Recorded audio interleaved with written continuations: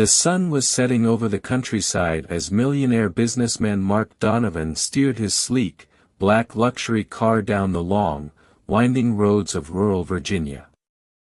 He'd been on the phone with his assistant, barking out orders for meetings and deadlines, when it happened, the sudden jerk, the grinding sound, and then, nothing. The car came to an abrupt halt. No signal. No help for miles. Frustrated, he stepped out into the humid dusk air, staring at the lifeless vehicle, his $1,000 shoes sinking slightly into the muddy ground. He had no choice.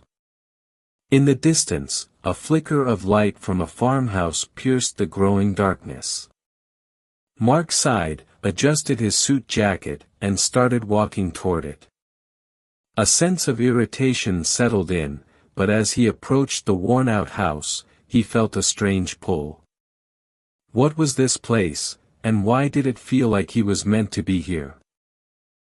Inside the farmhouse, Sarah Miller had just finished her evening chores.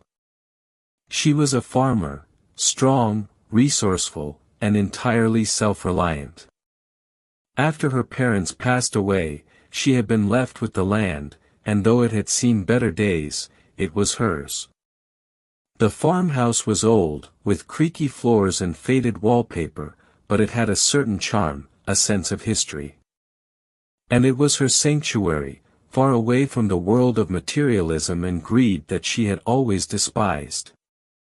She heard the knock at the door, the sharp rap of knuckles against wood. Sarah opened it to find a man standing there, looking like he had just walked out of a magazine, his tailored suit clashing with the rustic surroundings. He introduced himself, explained that his car had broken down, and asked if he could use her phone to call for help. But Sarah hesitated. There was something about this man, his air of entitlement, the cold look in his eyes, that made her wary. Still, she nodded and led him inside. As Mark entered her living room, something caught his eye.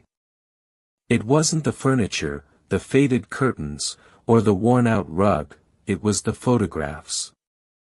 Dozens of them lined the walls, telling the story of a life full of love and loss.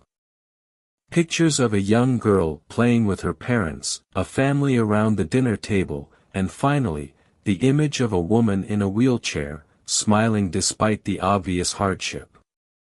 For a moment, Mark was speechless. He didn't know why, but something in those photographs stirred a memory deep inside him, one that he had buried long ago. Before he could ask about the pictures, Sarah interrupted his thoughts, offering him a glass of water. He took it, but his eyes kept drifting back to the photographs, to the story they told, a story of resilience and tragedy. The conversation between Mark and Sarah was awkward at first, each one coming from such different worlds. Mark tried to make small talk, but Sarah was guarded. She had dealt with people like him before, people who thought money could fix everything, who had no idea what it meant to struggle, to fight for survival. But as the evening wore on, something shifted. Mark found himself opening up, talking about his life, his successes, and, without meaning to, his failures. He spoke of the loneliness that came with wealth, the way people used him, and how he felt trapped in a world he no longer understood. Sarah listened, her skepticism fading. She had always believed that people like Mark were incapable of feeling anything beyond their own greed, but here he was, vulnerable and lost. And as he spoke, she began to see the cracks in his carefully crafted facade. Then, the storm came. The wind howled outside, and the rain pounded against the windows.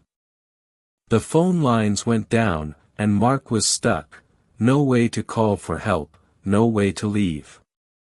Sarah offered him a place to sleep, and though he hesitated at first, he eventually agreed. That night, as they sat in front of the fireplace, the distance between them seemed to shrink. They shared stories, laughter, and even a few moments of silence that felt comforting, rather than awkward. But beneath the surface, there was tension, a growing attraction that neither of them could ignore. Mark found himself drawn to Sarah's strength, her resilience, and the way she seemed to have found peace in a world that had always felt chaotic to him. Sarah, on the other hand, was surprised by the depth of Mark's pain, by the fact that, despite all his wealth, he was just as lost as she was. And then, just as they were beginning to feel a connection, the door burst open. It was John, Sarah's ex-husband. He was drunk, angry, and looking for a fight. He hadn't been around in years, but every once in a while, he would show up, demanding money or trying to assert control over Sarah's life. This time, though, it was different. He saw Mark, and the sight of another man in the house sent him into a rage. A confrontation ensued. John accused Sarah of betraying him, of moving on, and he tried to take out his anger on Mark. But Mark, who had always been the type to solve problems with money, was forced to confront the situation head-on. He stood up to John, defended Sarah, and in that moment, something inside him changed.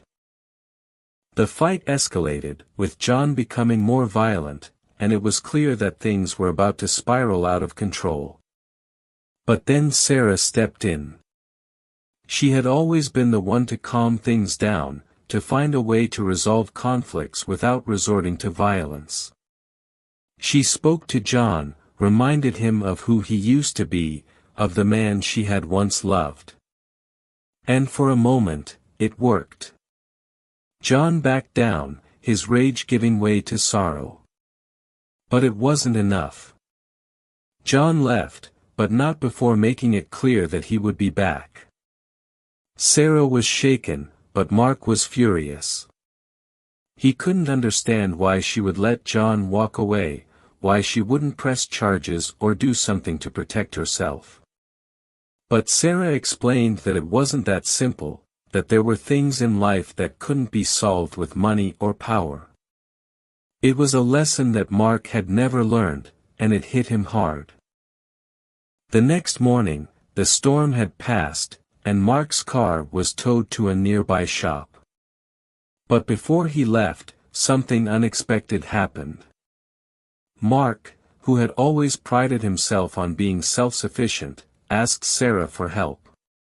He didn't know exactly what he was asking for, maybe guidance, maybe friendship, maybe something more, but he knew that he couldn't go back to his old life, not after what he had experienced. Sarah, too, felt a change. For so long, she had shut herself off from the world, convinced that she didn't need anyone. But Mark had shown her that there was still good in people, that even someone from a world so different from hers could understand her pain and her struggles. And so, they parted ways, but not without the promise of seeing each other again. Mark went back to his life, but with a new perspective. He started making changes, small ones at first, but eventually, his entire approach to life shifted. He began to value people over profits, relationships over deals. He reached out to those he had pushed away, tried to mend the bridges he had burned. Sarah, too, found herself opening up to the possibility of something new. She started to let people into her life again, to rebuild the connections she had lost after her parents died and her marriage fell apart. In the end, it wasn't about love or romance, though there was the potential for that. It was about two people, from completely different worlds, finding solace in each other's company. It was about learning that no matter how far apart we are, we all carry the same burdens, the same pain, and the same hope for something better. And maybe, just maybe, Mark and Sarah would find that something together. The end.